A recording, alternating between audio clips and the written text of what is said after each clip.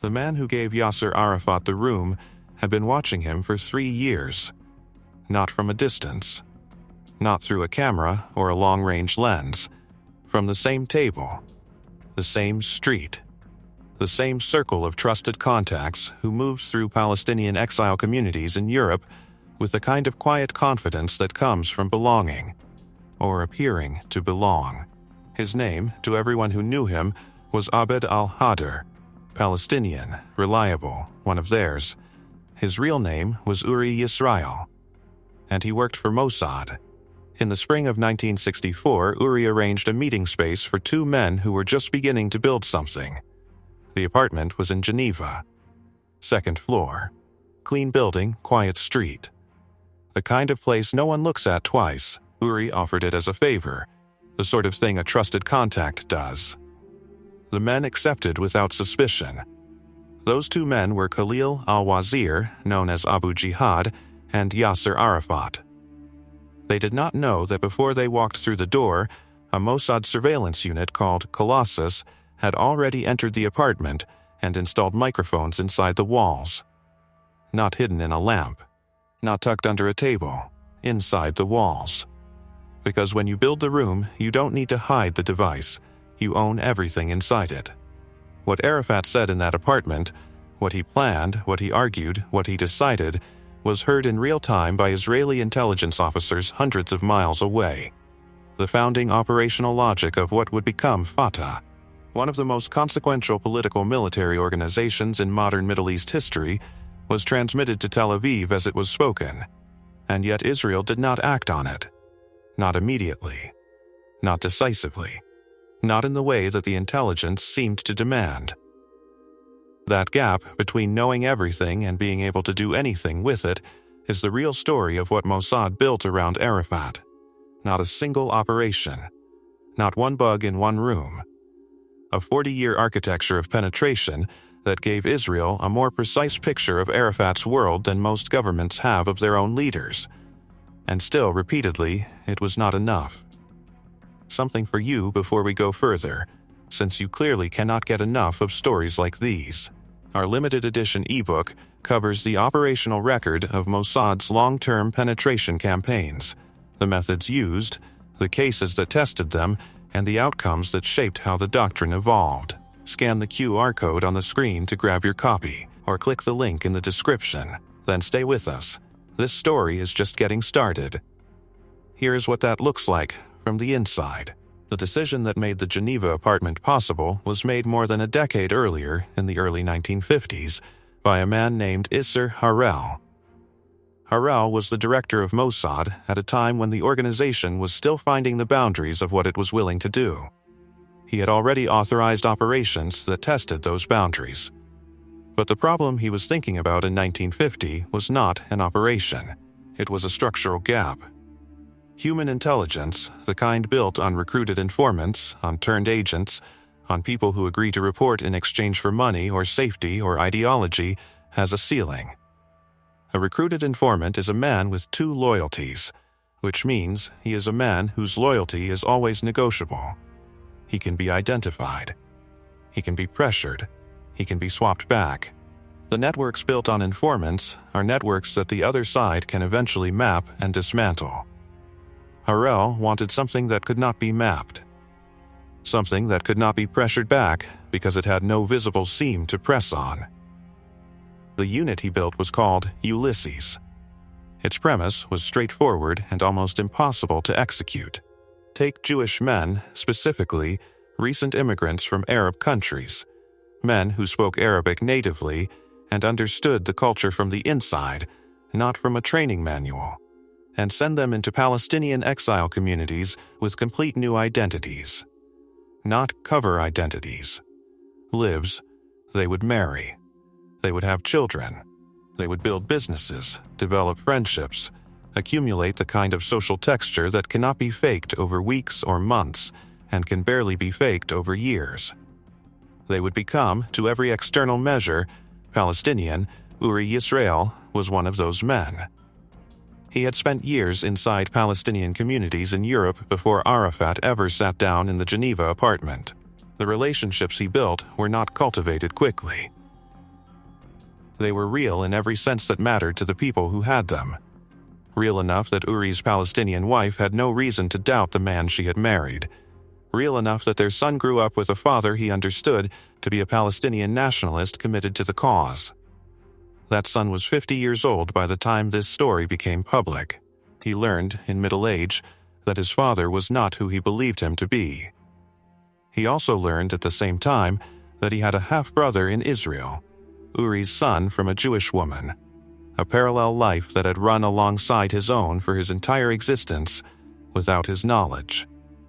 This is worth sitting with, because what Mossad built inside Palestinian exile communities through Ulysses was not just an intelligence asset. It was an entire parallel reality, families, children, decades of daily life, constructed inside a target community. And the intelligence those families produced was not the kind that could be found and neutralized. It was woven into the fabric of the environment it was watching. By June of 1964, the intelligence coming from the Geneva apartment was detailed enough that Rafi Eitan, then the head of Mossad operations in Europe, a man whose name would later appear in connection with some of the most significant covert operations of the 20th century, sent a formal written request to Mossad director Meir Amit. The request was specific. Eitan wanted authorization to send a Caesarea kill team into the apartment. The phrasing he used was direct: "We have irretrievable access to the target." He was asking permission to use it. The authorization was not given. Arafat walked out of the apartment. Abu Jihad walked out beside him. They went on to build Fatah into the dominant faction of the PLO and to direct operations that would kill Israelis across 3 decades. And Rafi Eitan, who had asked for the order that would have ended that before it began, received instead a silence that told him exactly where the political limits of the surveillance apparatus sat. The question that does not have a clean answer is this: why? Not. In 1964, Arafat was not yet the figure he would become.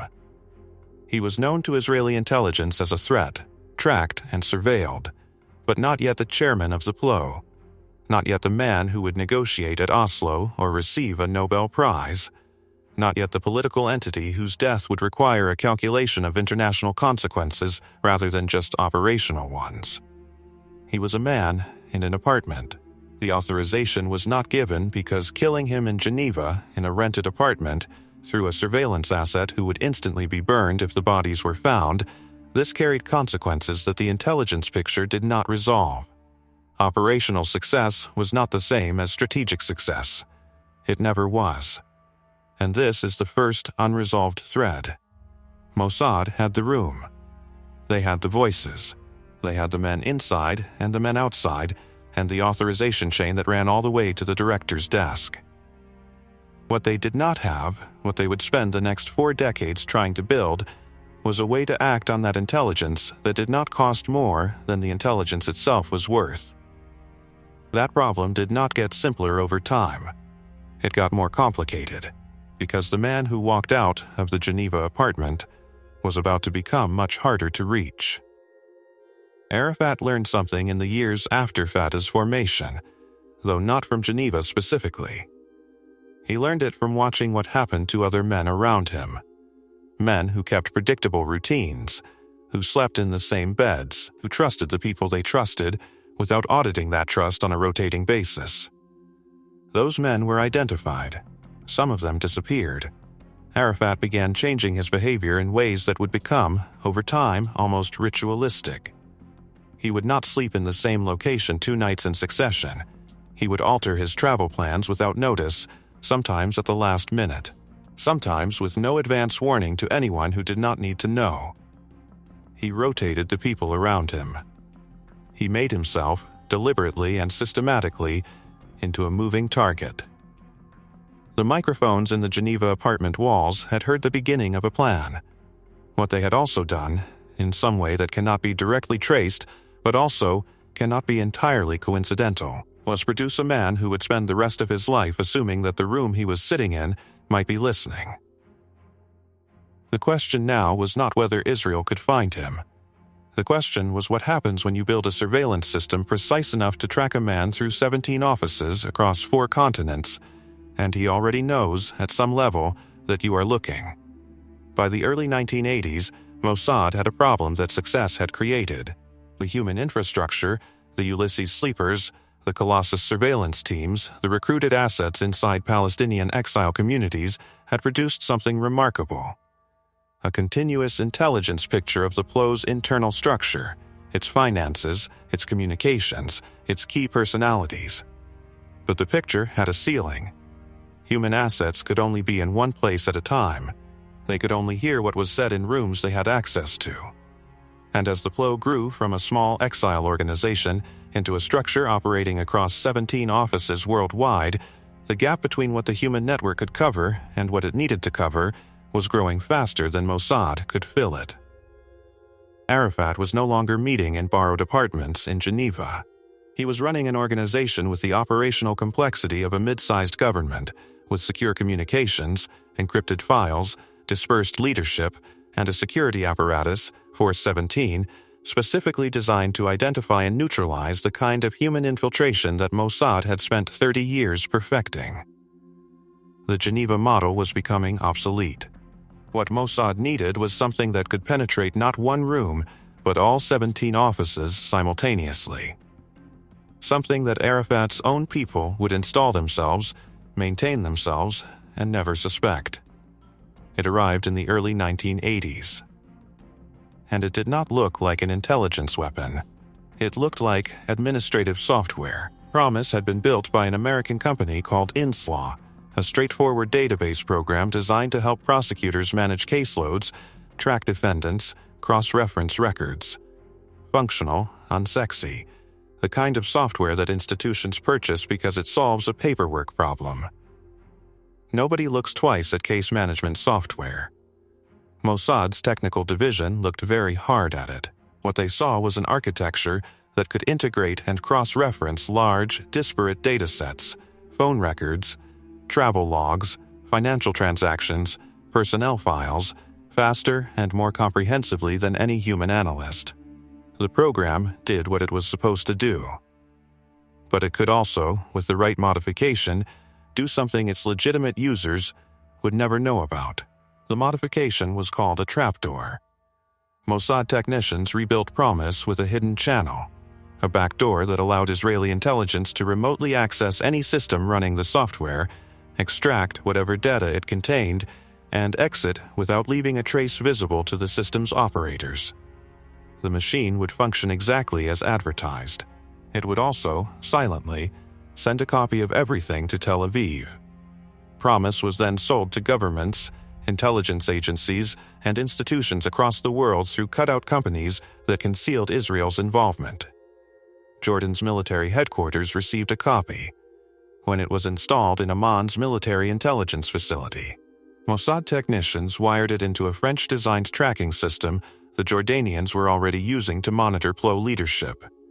The trapdoor opened, and Rafi Eitan, now running a different role in Israel's technical intelligence architecture, but still the same man who had written the letter in 1964 asking permission to kill Arafat in Geneva, could see in real time which PLO leaders Jordanian intelligence was following and where.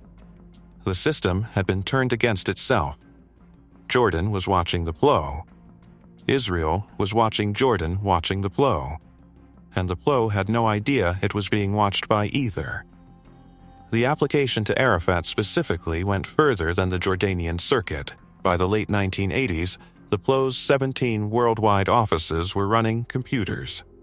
Organizational computers. Administrative computers.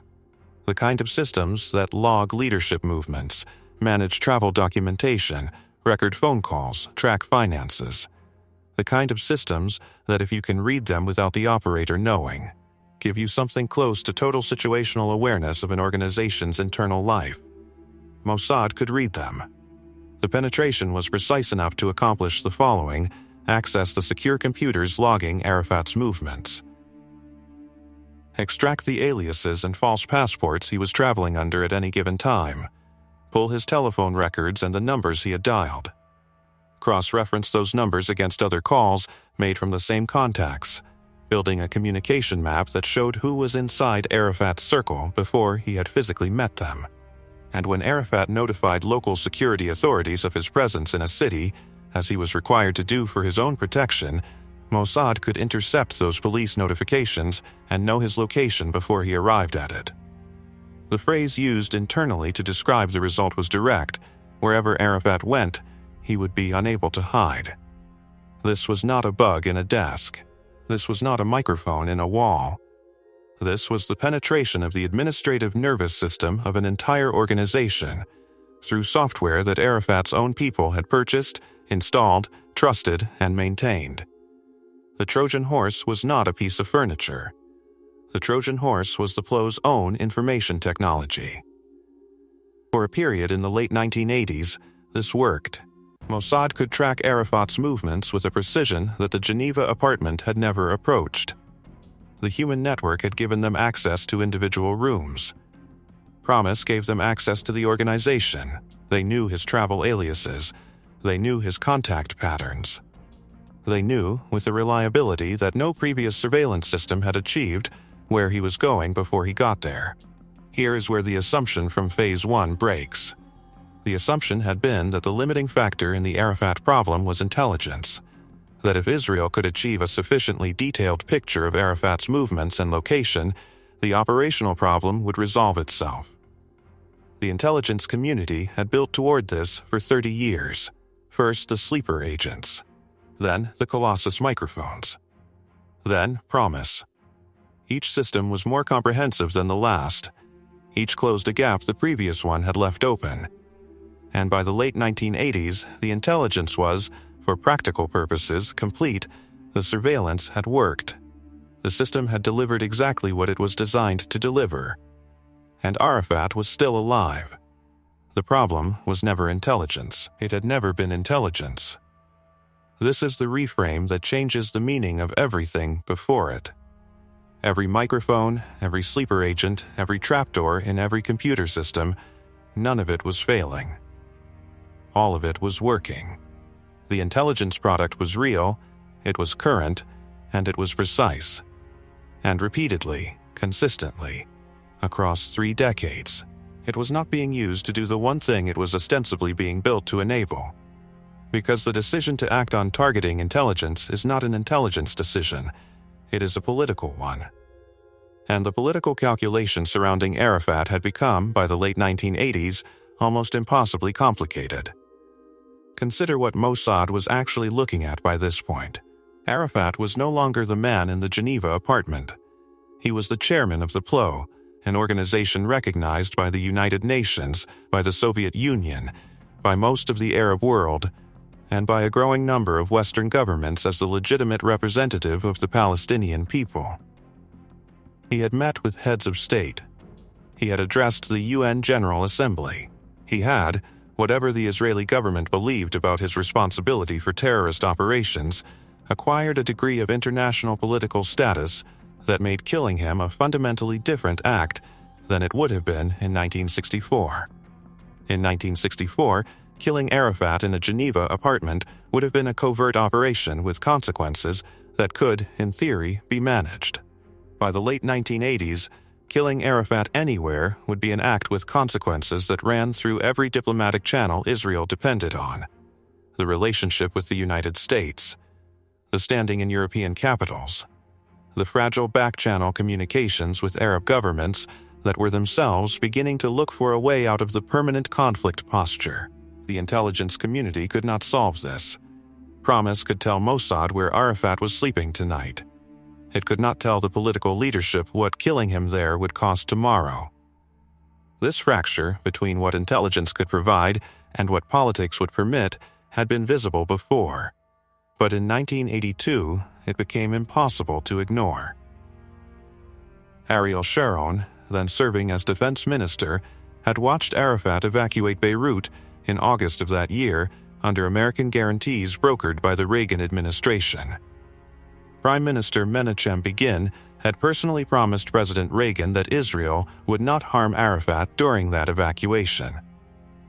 Sharon viewed the promise as a temporary constraint, not a permanent one.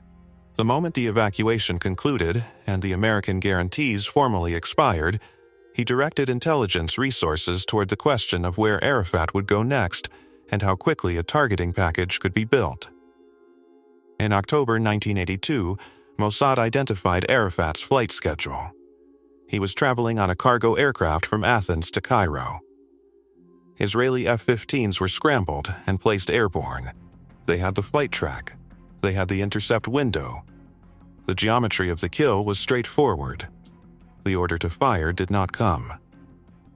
What followed inside the Israeli command chain was not a clean decision not to proceed. It was a delay.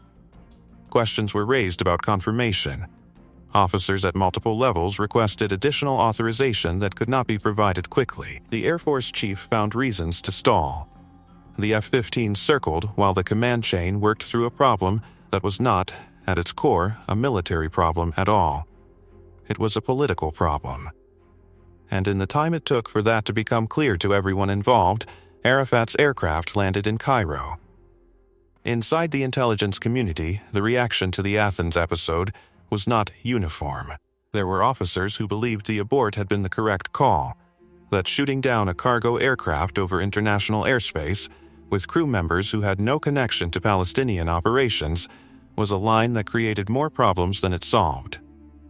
There were others who believed that the decision represented something more troubling, that the surveillance apparatus had been built, maintained, and operated at extraordinary cost and risk for 3 decades, and that when it finally produced a clean targeting solution, the institution that had built it declined to use it. The question that circulated internally was direct and uncomfortable, if not Athens, then when? If the intelligence was real, and the targeting was accurate, and the operational window was as clean as it was ever going to get, what condition would ever be sufficient to close the gap between what the surveillance showed and what the political level would authorize? No one had an answer, which meant the surveillance would continue. More sleepers, more software, more phone taps and movement logs and intercepted police notifications, more precision added to a targeting picture that already had more precision than it could use. And Arafat in Cairo was already changing hotels. The compound sat on a low coastal ridge 21 kilometers south of Tunis. From the water, it looked like nothing, a cluster of low buildings behind a perimeter wall, the kind of structure that registers as residential if you are not looking for it specifically. The PLO had chosen the location deliberately after the evacuation from Beirut, close enough to the capital to function, dispersed enough across the surrounding neighborhoods that no single strike could remove the entire leadership apparatus at once. Arafat's own headquarters was an L-shaped building near the center of the compound. He used it as an office. He met with officers there. He reviewed operational reports there. And because 417 had hardened the perimeter with the specific lesson of Beirut in mind, the building had layers of security that any ground approach would have to penetrate before reaching anyone inside. Israel had been watching the compound since the PLO arrived, not from the outside.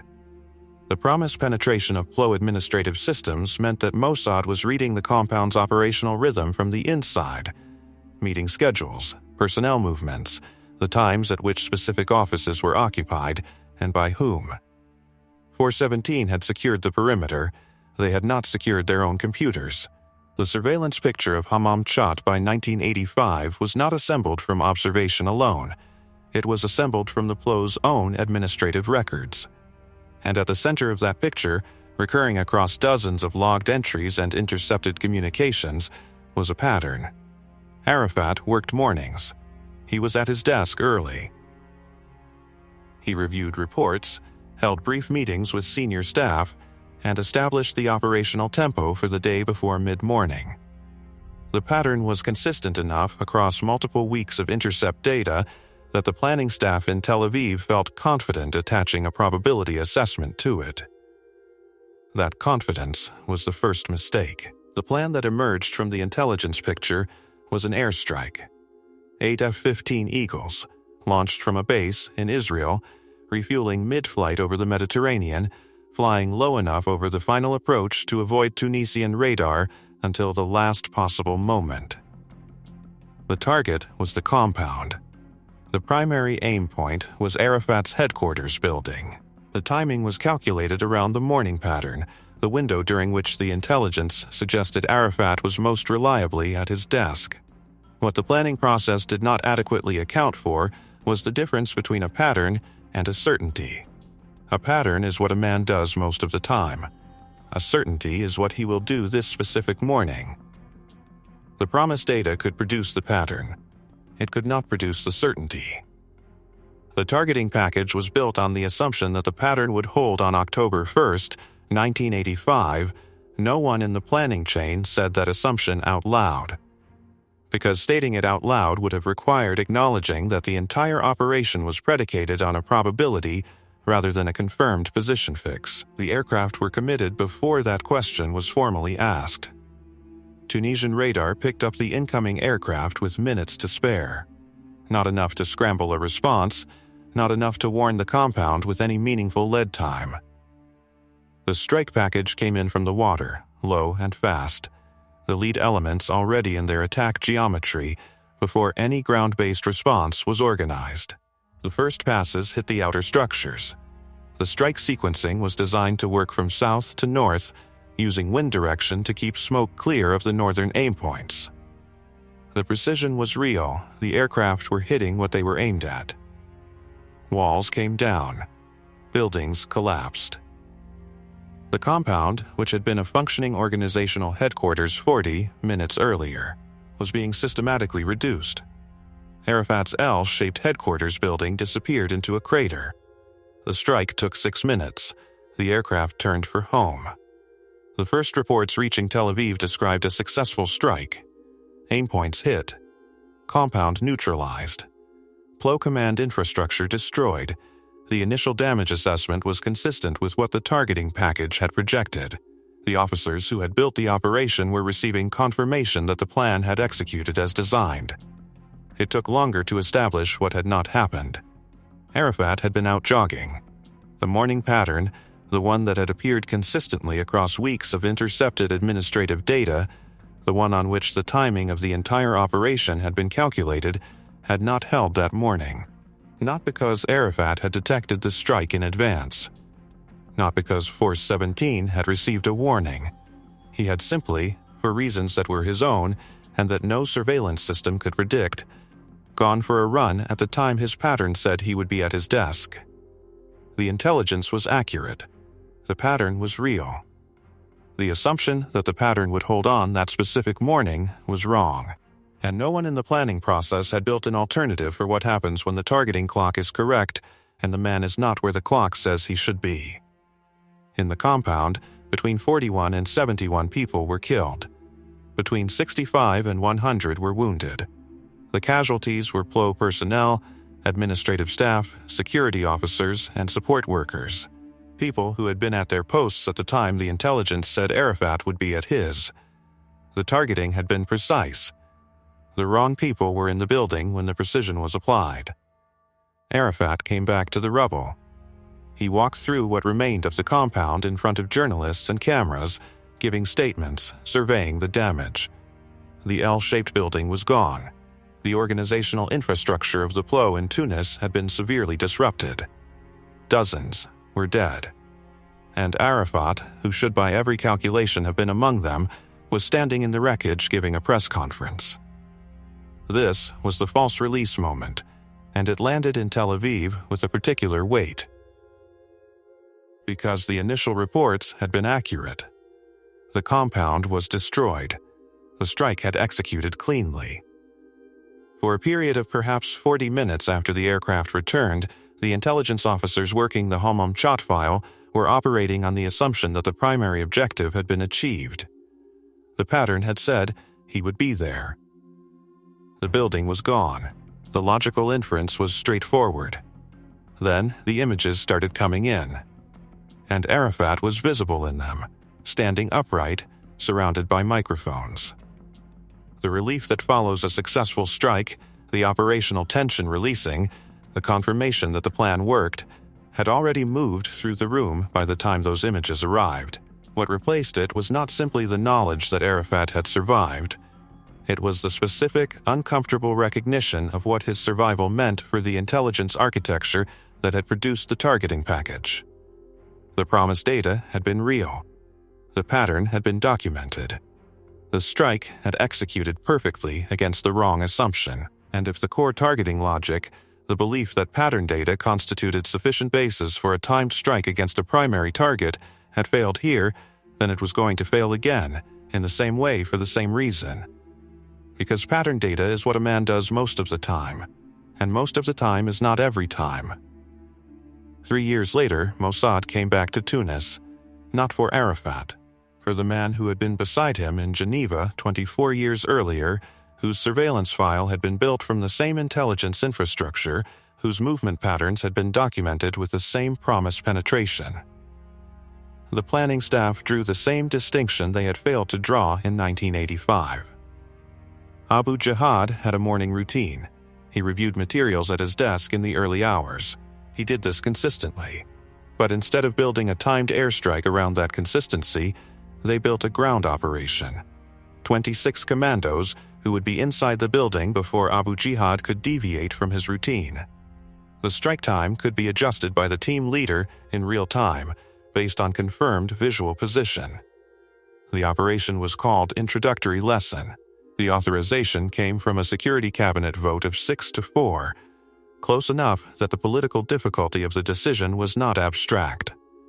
The instruction given to the team commander was specific: do not engage until position is confirmed. 2 commandos approached the residence dressed as a vacationing couple. One carried a box that appeared to hold chocolates. Inside it was a firearm fitted with a suppressor. The first bodyguard was asleep in a car outside the building. He was killed without waking. The second was neutralized before any alert was transmitted. The team entered the building. Abu Jihad was at his desk. He was reviewing footage of the Palestinian uprising in the occupied territories when the team reached him. The team commander confirmed position visually before any shots were fired. The operation took minutes.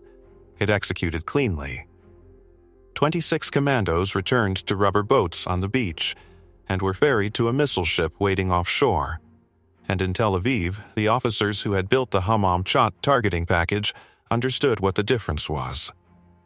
Not better intelligence. The intelligence had been just as good in 1985.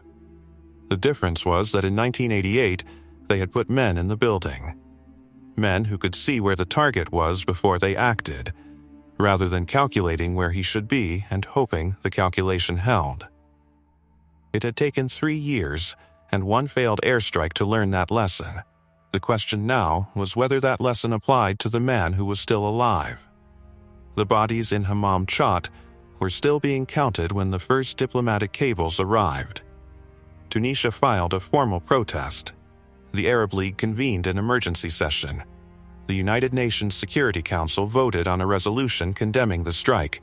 The United States abstained, but the vote passed. Resolution 573 described the attack as a flagrant violation of the UN Charter and affirmed Tunisia's right to reparations. Israel acknowledged the strike. It did not apologize for it. But inside the intelligence community, the conversation happening was not about diplomatic exposure. It was about a specific operational detail that the external response had temporarily obscured. The compound was destroyed.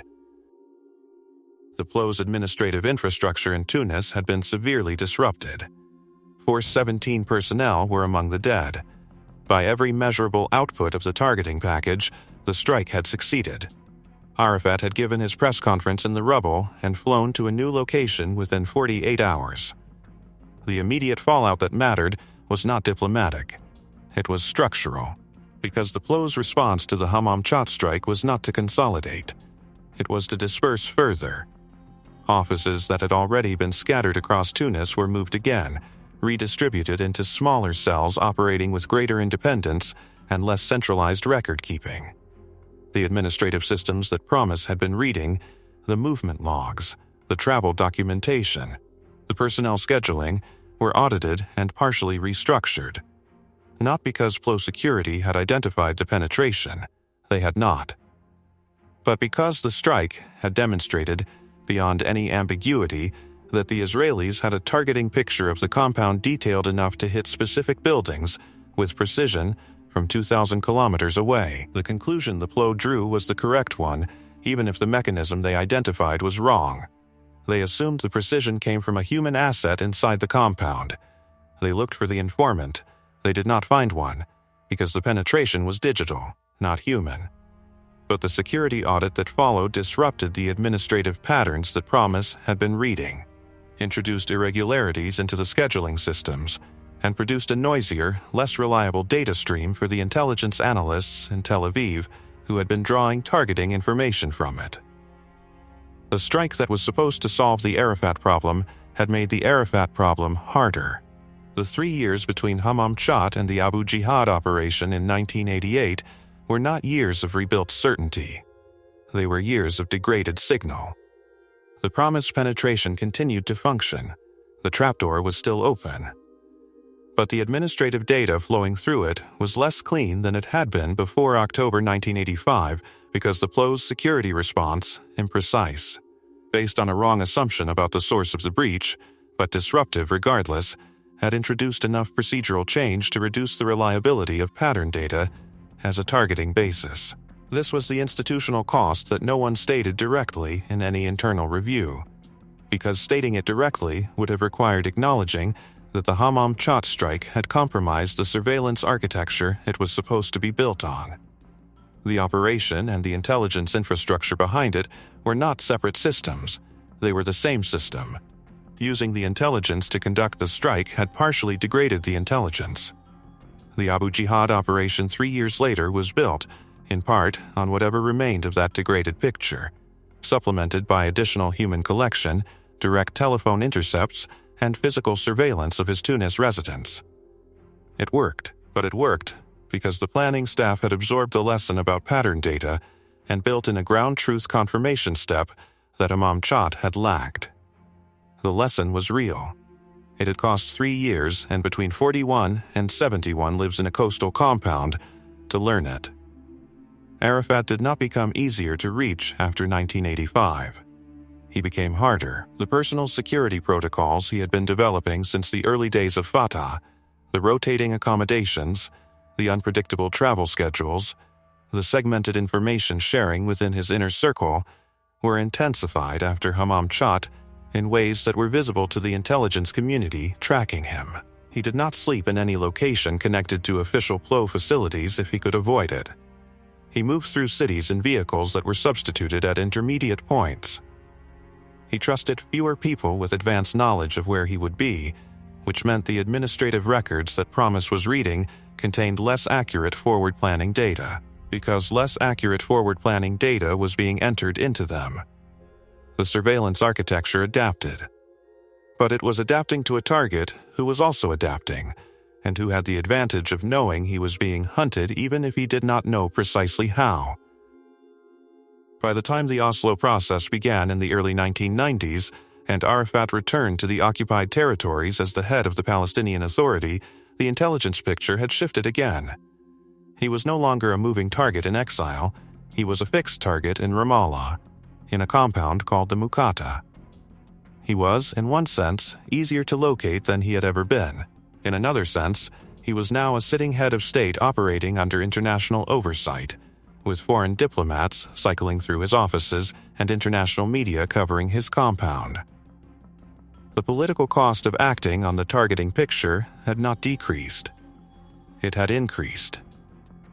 In 2002, during Operation Defensive Shield, Israeli forces reduced the Muqata compound building by building. They left one structure standing, Arafat's office. An Israeli shell struck his sleeping quarters. It landed approximately 5 feet from his bed. He had not been in it because he had been working downstairs. Standing in the wreckage the following morning, Arafat said something that functioned as both an observation and an indictment. Of course, the Israelis knew where I was. Everybody knows this is my bedroom. He was right. They knew exactly where he slept. The system had worked again. The outcome had not changed. Rafi Eitan had written the letter in 1964 asking permission to kill Arafat and Abu Jihad in the Geneva apartment. The authorization was not given. He had then built, over the following 2 decades, the technical architecture, including the Promise operation. That was supposed to solve the problem the 1964 refusal had created. Abu Jihad was killed in 1988 in his Tunis home by a team that used intelligence Eitan's architecture had helped produce.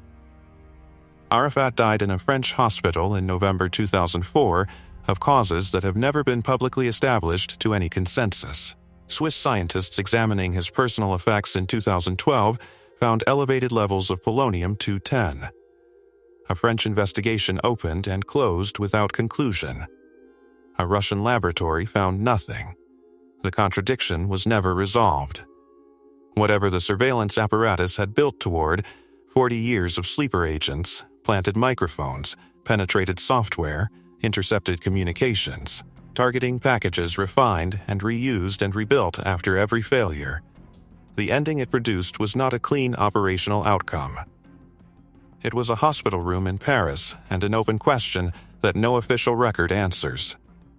The men who built the system did not get to close the file. What Mossad constructed around Arafat was not unique to him. It was a doctrine, refined across decades of operations, tested against the hardest target the organization ever ran, and carried forward into every surveillance campaign that came after. The Geneva apartment was not the beginning of a single operation. It was the first proof of concept for a method that Israel would use, in variant forms, against targets across the Middle East for the next 60 years. The cases that built that doctrine are not in any public file, but some of them are in the ebook in the description below. What we put together covers the operational record of Mossad's long-term penetration campaigns, the methods used, the cases that tested them, and the outcomes that shaped how the doctrine evolved. It is the part of this history that the official record does not reach. The link is in the description. If there is a detail from the Arafat file that changed how you understand what surveillance operations actually cost, not to the target but to the people running them, put it in the comments. The cases that look like success from the outside often look different when you follow the full timeline. And if this is the kind of history that the standard record leaves out, subscribe. This is what Hidden Ops is here for.